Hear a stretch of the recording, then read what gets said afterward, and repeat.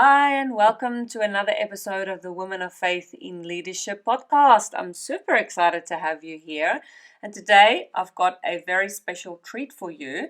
I'll be sharing with you my unique respect framework, which I also share with my clients. And it's what they implement to eradicate workplace gossip. So stay tuned because at the end of the episode, I'll also let you know how you can download a free PDF copy of this framework, and that'll significantly help you to also implement it in your workplace. So stay tuned. As Christian women in leadership, we often find ourselves struggling with the balance between implementing faith-based leadership principles and the worldly perspectives of our colleagues and team members. You once felt passionate about leadership, but have often come up against people with fixed mindsets who are unwilling to change. You feel like giving up and stepping out of your leadership role because is it really worth it? Friend, you're in the right place. Here we're not only going to talk about the challenges, we're going to tackle them head on with a faith-based approach that's both practical and empowering. So, if you're ready to transform your leadership journey, to set boundaries that make a real impact, and to create a workplace culture where both you and your team can thrive, then join me in uncovering the strategies, wisdom, and godly guidance that will lead you to success. I'm Rika, Whelan, and welcome to the Women of Faith in Leadership podcast. Together, we're going to navigate leadership with faith as our foundation. Let's get started. Grab your coffee or water, keep that notebook and pen handy, and let's jumpstart your leadership. Okay, let's get into this respect framework. So when I created the respect framework, I wanted to come up with something that was punchy, something to remember. And the word respect came to mind because when we are trying to eradicate gossip and when we're working so hard to create a workplace culture that is positive and that just cultivates growth mindset, respect is going to be extremely important. And you really can't have a positive or respectful or amazing growth workplace culture if you don't have respect. So I've broken it down and I've created this acronym regarding respect, and I'm super excited to share it. It's actually the first time that I'm sharing the framework out of the paid program, so you're getting this for free, which I'm super excited about. And at the end, I'll share with you how you can download a PDF copy, but also if you want to take a deeper dive, I'm going to be sharing with you how you can do that with me, how you can take a deeper dive with me into the respect framework that forms part of the From Gossip to Growth program. So stay tuned for that one. Now, when we talk about respect, the first thing, and remember, this is a framework on how to eradicate workplace gossip. So the first one is R, and R stands for reflect. And before you can start eradicating workplace gossip, you have to go and reflect. And reflect might seem, I don't want to do that. I don't want to go and journal. I don't want to do that. I don't want to do this. It's just a time waster. But reflecting is so crucial because the theory that I love the most in teaching about it can actually be applied to any circumstance and in any situation. And that is Lev Vygotsky's theory of the zone of proximal development. And in the zone of proximal development, he says we have to be aware of our current state before we can move to a desired state. And knowing where we are at the moment before we can move to our desired state or where we want to be is basically reflection. So you need to reflect on a couple of very important questions. Do I gossip? Do I inadvertently encourage gossip? Am I part of the problem? And it's tough. It's 100% tough because you have to be honest with yourself. You have to say, well, I really want my environment, my work environment to be gossip free, but how can I have it to be gossip free if I'm part of the problem? And some people will be in denial. They'll say, well, I'm not part of the problem. And my challenge to you is that if you immediately get defensive in your answer to are you part of the problem, if you immediately get defensive, then I'd say, yes, you are, or potentially you are and you just don't realize it. Because if you're not part of the problem, you won't get defensive because then you have nothing to defend, right? So really go and sit and think about this. Do I gossip? Do I inadvertently encourage gossip? And am I part of the problem? These are 3 questions that you can delve deep into. You can take some time to reflect on that. And this will start your journey of respect, but also it'll start your journey on eradicating workplace gossip.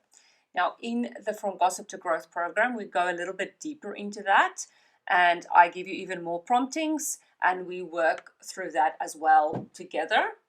And it can be quite confronting to do that with, if you know there's other people in the meeting, but it's quite crucial that as a leadership team, if you guys are serious about eradicating workplace gossip, then everyone in the leadership team is going to have to ask themselves those 3 questions. And as an organization or as a team, as a department, you cannot move forward and have success until you've got your leaders on board that also say, okay, up to here and no further, gossip be gone. And that includes us as leaders as well. The next thing you want to do, the second step under reflect, is to reflect on the organization. So you're going to reflect on the current policies or guidelines or documentation surrounding gossip. Are there any? Are there any documentation that says that clearly states that gossip is not tolerated? This is a positive workplace environment. We go directly to other people instead of gossiping about them. So think about number 1, the documentation. Are there any documentation in place? Number 2 are your processes. So what processes are in place when people do gossip? Are there any consequences in place? Does the leaders follow up and keep people accountable when they have gossip? So think about your processes. And it's, again, something that you can do in your leadership team. You go and think about what procedures or documentation is in place. And then secondly, what procedures are in place. So thinking about that is going to be, again, very crucial because that's your current state. And we want to move from the current state to the desired state. Okay, we cannot move to the desired state unless we know where we're coming from. Okay. And the space in the middle between the current state and the desired state is what we're going to be working on for the rest of the framework. Okay, so you cannot skip R. And in actual fact, the process goes step by step. It goes hand in hand. You can't do the next step before you've done the first step. So it is a step-by-step framework that you have to implement. Okay, so that's reflect. You first have to go and reflect. Okay. Then E stands for expectations. And what you and your leadership team are going to do next is you're going to reset the expectations. You are going to think, and that's your desired state. Okay? So R was your current state, E is your desired state. You are going to think about, what does our ideal environment look like? What are our expectations surrounding that? Will we have boundaries in place with regards to gossip? Will we add it to the code of conduct that we don't tolerate gossip? Will we have team meetings about this? So what are going to be your expectations surrounding that? And you want to create a document surrounding you. So if you can actually have a no gossip policy, that would be great. But I know that some organizations, they don't want to create new policies, and potentially they don't want to create a policy because policies are usually linked to legalities. So potentially you want to create a guideline then. But there should be clear guidelines. People should know that although it's a guideline, it still has to be implemented, no matter what. So just go and think about what documentation should first be in place to clearly communicate to people that there's no gossip in this area. What you also want to do is you want to think about creating a no gossip pledge where you actually get people to sign, especially the people who currently works there. It's easier for new people coming on board because they can sign all the documentation as part of their onboarding process. But for the people who currently work there, it's going to be a bit more tricky because it's a culture change. So you want to create something like a no gossip pledge. And then what you and your leadership team want to do is you want to sit everyone down and you want to discuss with them these new expectations. You want to be vulnerable with your team and you want to say, as an organization, as a department, we clearly struggle with this issue of gossip. But we want to commit as a leadership team. We want to commit as a department. We want to commit as an organization that we're going to eradicate workplace gossip. And we're not going to tolerate this anymore because it's having negative effects on people's mental health. It's having negative impact on the organization. It's having a negative impact on our reputation. And we no longer want to be known as an organization who tolerates gossip. We want to be known for an organization who's gossip free. So in that meeting, so my suggestion would be that you get everyone on board. I mean, I understand if there's 100, 200, 500 people, but get them on Zoom, get them in person, get them face to face, and basically introduce these expectations to them. But don't just lay down as a law and say it's our way or the highway. If you don't want to do this, you can go. Please don't do that. What you want to do is you want to say exactly what I just said. You want to show a commitment to your team because you want to get them on board. And you're not going to get them on board by laying down the law very firmly. Because all that's going to happen is that they're going to build up bricks against you. They're going to, and even though they might agree with your idea, but because you've come in like just hard on them and, like told them that, this will no longer be tolerated and da da da. Actually, you're doing more harm than good. So please don't do it in that manner. You come from a kind and caring perspective and say that we care too much about you. We care too much about this organization and we care too much about what we stand for to let gossip carry on or to ruin everything. So just think about your approach before you do this. It's going to be very, very important. Okay. Get everyone to sign the no gossip pledge and pledge. You can even put up a little sign in the office for fun that says 0 days without gossip, 1 day without gossip, 2 days without gossip. And if somebody gossips, you go back to 0 again. Make it fun. And I've seen this work in organizations. I've seen it work in departments. It works. People are motivated if everyone works together. But if there's only 1 or 2 people that's on board, obviously that's a bit of a problem. So here's what the next step is. That's S. So S stands for support. Okay? What you want to do, S is also twofold. What you want to do is you want to, number 1, support the people who are on board. So you are going to really have them advocate for you. You're going to support them by giving them certificates and by doing good things for them, like coffee runs on a Friday morning or putting a luncheon on or something like that. So just something to really encourage them to not gossip. Okay. The people who are struggling in that space where they are still gossiping, we want to also support them.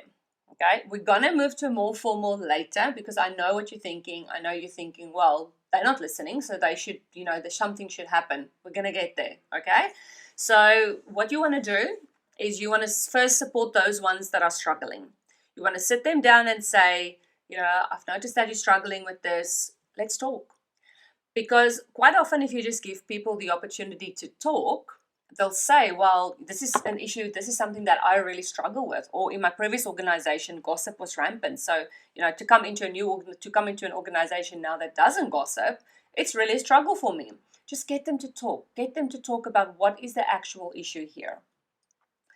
Get them talking and keep on supporting them. Tell them, do we need to go through the guidelines again? What will support you in this instance? So just keep on supporting. Now, there comes a point where you've supported them a lot. And if they're still being difficult, they're still being defiant, and they just don't care about you and your gossip pledge or about anything like that. I've personally worked with people like that. They just do not care. And it's a shame. It's a real big shame because I think there could be growth for them. But in that instance, that's where you move to P, which is performance management. Okay? And in the From Gossip to Growth program, we do go a lot more in depth and intensive into each of these steps. Okay? So for the purpose of time and for the purpose of the podcast, I can't go into too much depth. So what you want to do then is those people who have continuously struggled, you're going to have to performance manage them. But again, you first start supportive. You're going to say, look, I've supported you now for the last 6 weeks. and we've had lots of conversations over this, but unfortunately you're not making any progress. So this has to now move to formal. And during the formal process, what we're going to do is we're going to come up with 3 goals. I'm going to explicitly say to you exactly what it is that you need to do. Please go and have a look at the episode I did on performance management, which was episode number 36. Go and have a look at episode number 36, or go and listen to episode number 36 where I talk more about performance management. So you want to really just sit them down, say to them explicitly that, I have supported you now for the last 6 weeks and you've still struggled. So we have to make it more formal now. And depending on your organization, depending on how their performance management works, you're going to either issue a warning or you're going to just start with the performance management. Then after 6 weeks, if they've still not made progress, if that's your organization's process, then you're going to issue a warning, a first warning or a first and final warning, whatever that might look like in your organization. But during the next 6 weeks, you meet with them on a weekly basis. They have to show you that they're committed in not gossiping. They have to show you that they've taken the following steps, that they've reread the code of conduct, or that they've done further training with you. Anything that you come up with during their performance management meeting is the things that they have to do. After 6 weeks, if they still not met their goal, you have to give them a final 3 weeks to get their act together, basically. And this is usually in this period where people get a final warning or a written warning or something like that to make it a bit more serious. And then after the 3 weeks, if they've still not, then that's usually when you terminate them. Now, in Australia, how it works, and I can't speak for other countries, but in the legal system, and how it works in terms of termination, is that you've got fair work. So to ensure that somebody doesn't sue you or take you to fair work, you would have had to give them opportunity to show you that they can prove themselves and that they deserve to be there. So hence the reason why this performance management process is really based on the Australian system of terminating someone, because you have to show evidence that you've really supported them. So in this instance, we've supported them for 6 weeks during those conversations that we were having. Then we've supported them for a further 6 weeks in the initial performance management stage. Then we've supported them for a last 3 weeks. So that is a total of 15 weeks that you've given them, that you've supported them, you've given them additional training, you've given them those policies and procedures, you've just given them a lot of things. And if after 15 weeks, if they still don't make progress, they're being difficult, they just refuse to read the policies or whatever that might look like, then you've actually got a foot to stand on to terminate them. The last thing you want is for someone to take you to fair work to say that it's been an unfair dismissal. So please make sure that you document everything. Documenting everything is going to be absolutely crucial, because that's the only evidence you're going to have. Okay, any verbal conversation, any email, and please, every single time when you've had a meeting with them, follow that up with an email to prove that you've had that conversation with them and that you did send them the email, you did send them the goals. Everything that you communicate with them should be in writing. Even if you've had a verbal conversation with them, you confirm that in writing with them afterwards. Okay? You can even go so far as having them reply back to say, I confirm that this is the conversation that we've had. Okay. After performance management, then it goes to E, which is environment. So in this space, you're going to sit with your leadership team. You're going to sit actually with your whole team, and you're going to talk about what is the ideal environment that everyone wants in this workplace. What is it? Does that look like friendly Fridays? Does that look like everybody loves coming to work? Does that look like, I don't know, it can look like anything. I mean, it's your opportunity to create the environment, the workplace culture environment, the positive environment, the growth environment that you want, because you've now gotten rid of all the gossipers through performance management or through termination, or everyone is now on board with no gossiping. So as soon as you can get rid of that no gossip, it means that you can start creating the environment that you want. Okay, and so include everyone in that and say, okay, guys, this is a new era for us as an organization or as a department. What do we want our environment to be? This is it. We can create this right now. And then so come up with those systems where you can create this environment. And again, it can be anything you want it to be.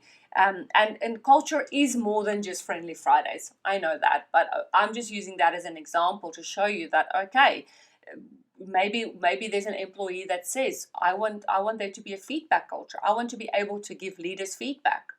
Or maybe somebody else says that I want there to be annual goals because I have no goals. I don't know what I'm working for every year or every quarter or whatever they might be or not be.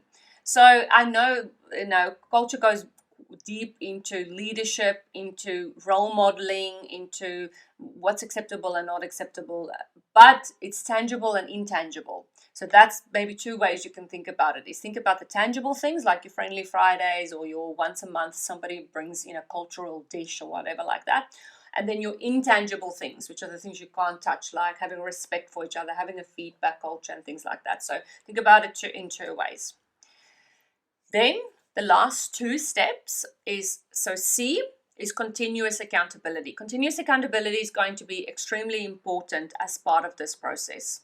If you do not keep your team continuously accountable for no gossiping, then the whole process and everything you've done is going to fall flat on its head. And I don't want that for you. So I know it's going to be tough for you. I know that you don't want to continuously keep them accountable because you think you don't have the time or you don't want to have the conflict or whatever that might look like for you. But not keeping your team accountable is even worse than the gossip itself. You have to keep them accountable, okay? Because they need to know that they can't revert back to the way that it was. And sometimes and often what I see this happen is that when there's a new employee coming on board, that's usually when the wheels fall off a little bit, okay? So especially when there's a new employee coming on board, then you have to think about, okay, there needs to be accountability here. The new employee needs to know that this is serious. And also what's really great, what I find is that people love the no gossip culture so much that they start keeping each other accountable. And in a place where I was working, where there was a gossip-free working environment, I would only hear afterwards where people would come and tell me, oh yeah, by the way, I told that one to not gossip because we're a gossip-free environment. And then I would say, oh, and what happened afterwards? Oh no, they just stopped. Oh, okay. And it just surprised me, and it was so cool. It was so cool that I didn't have to start being the only advocate or the only person that keeps each other accountable, because people were starting to keep each other accountable. So 100% you can also share with your whole team, not just the leadership team, but to keep each other accountable, okay? And then the last one is T, training program. So you want to make sure that when there's new employees coming on board, that you provide them with sufficient training on the no gossip policies. They need to understand, because remember, you and your whole team, your current team, have just gone through a whole process, okay? And this whole process has brought you and your team together. It's brought you and your team closer together as well, because you've just gone through this whole thing of eradicating workplace gossip. The new employee does not know any of that. They were not part of it. And they might feel a little bit like an outsider because you and your team might have just formed a little clique unintentionally by going through this really tough time of eradicating gossip. So make sure that there are sufficient training programs in place for your new employee to understand the culture, but also annual training then, or more regular training for your current team to ensure that they include new employees and that they don't exclude them inadvertently, but also that there's accountability constantly, the importance of having the no gossip environment and celebrating, okay? So part of the programs can be celebrating annually, celebrating new milestones of having 400 days gossip free, or celebrating that with 500 days gossip free, or if we can celebrate so many other things in life like sobriety and all the other things, we can 100% celebrate being gossip free. Gossip free gossip is an addiction. It's 100% an addiction, because people get a rise out of gossiping about each other. It gives them satisfaction to gossip about another person. So being gossip free is like overcoming an addiction, and it's something that you and your team need to celebrate. It's something that you as a leader and your organization can celebrate. Okay, so I mentioned that at the end I will be sharing with you how you can download a free PDF. Well, if you go to gossiptogrowth.com, and you scroll down, you'll be able to see the free Respect Framework download. So you'll click on that. It'll take you to a landing page where you'll put in your name and your email, and then you can download it for free. So that's easy peasy. Go to gossip2growth.com where you can download the freebie. Now, if you want to dive deeper into the framework, okay, then please, what's next for you, and the next logic step for you is the From Gossip to Growth program. Now, in the program, it's a 2-day intensive where we spend 2 full days discussing this framework. I am going to personally give you all the policies, all the documentation, the no gossip pledge. I'm going to give to you all the words, all the communication, everything that the emails, anything that you can send out to your team with this whole process, because this process is hard, okay? And you don't need to actually do this alone. You don't also actually need to worry about coming up with all the documentation and seeking advice from your legal team, which I would advise anyway, but at least I'm going to give you the templates, and then you can take the templates to your legal team and say, what do you think of this? Do we need to change anything? Does this fit in with our laws? Okay, if you're in a different country from Australia, then 100% it might not. So yeah, if you want to just get more information, you want to dive deep into the program, you want me to run you through the program for 2 full days, or through the Respect Framework for 2 full days, then also navigate to gossip2growth.com and you'll be able to click the link that'll take you straight to the landing page where you can find out more about the program. You can download the brochure, you can see all the modules that are in there that we're going to cover on day 1 and on day 2. And I'm actually offering an introductory early bird offer at the moment as well, because the program's just launching. So to grab the early bird offer, you're going to have to go on gossip2growth.com ASAP. I'm only taking 12 people per program or per 2 days, because I can't take more than 12, because otherwise I can't help you sufficiently. So there's only 12 spots available. The program's only running once a month. And the first program is starting on the 21st of February. So if you want to get into that, go to gossip2growth.com and then just click on the link. Okay. If you miss the first cohort, you can be in March, April, May. It's going to run from February to November every year, once a month, and only 12 people is going to be in there, because I need to make it a really good experience for you. I want to help you as much as possible. And then after we've done the 2-day intensive, I'm also going to be available to you. So then you can contact me and ask me questions, especially when you then go into implementation phase. I'll be available to you. Okay, so if that sounds something, go to gossip2growth.com and I look forward to seeing you in the program. All right, well, that is the end of the episode. I hope you got a lot of value out of that. I'm super excited that I could share my Respect framework with you, and I look forward to chatting with you again in the next episode. Bye. Thanks so much for listening. If this podcast blessed you in some way, the number one way you can thank me is by leaving a review.